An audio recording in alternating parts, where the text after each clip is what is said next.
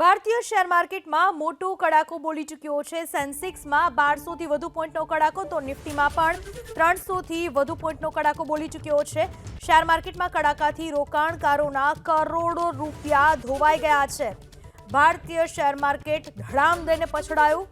સેન્સેક્સમાં 1200થી વધુ પોઈન્ટનો કડાકો, નિફ્ટીમાં પણ 300થી વધુ પોઈન્ટનો કડાકો। અનેક શેર્સ પર તેની અસર થશે।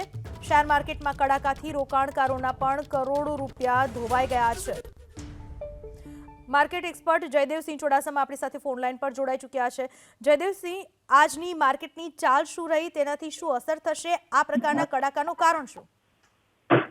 બિલકુલ, ભારતીય શેરબજારમાં આજે છઠ્ઠો દિવસ છે કે ભારતીય શેરબજાર રેડ ઝોનમાં ટ્રેડ થઈ રહ્યું છે અને આજનો જે કડાકો છે તે પ્રમાણમાં અસહ્ય છે, કારણ કે ભારતીય શેરબજારો તેના મંથ લો ઉપર આવી ચૂક્યા છે અને તેની પાછળનું જે મુખ્ય કારણ છે તે અમેરિકન પ્રેસિડેન્ટ ડોનાલ્ડ ટ્રમ્પ દ્વારા જે ટેરિફ વોરને છેડાયું છે તેનાથી અરસપરસ એકબીજાના દેશો પણ અત્યારે ટેરિફ નાખવા માંડ્યા છે અને આ વાતને લઈ દુનિયાભરના બજારોની સાથે સાથે ભારતીય શેરબજારમાં પણ અત્યારે કડાકો જોવા મળી રહ્યો છે અને સેન્સેક્સ, નિફ્ટી અને બેંક નિફ્ટીમાં સાર્વત્રિક વેચવાલી જોવા મળી રહી છે અને એનએસસીના જેટલા પણ સેક્ટોરલ ઇન્ડાઇસીસ છે તે તમામે તમામ સેક્ટોરલ ઇન્ડાઇસીસ અત્યારે રેડ ઝોનમાં ટ્રેડ કરી રહ્યા છે।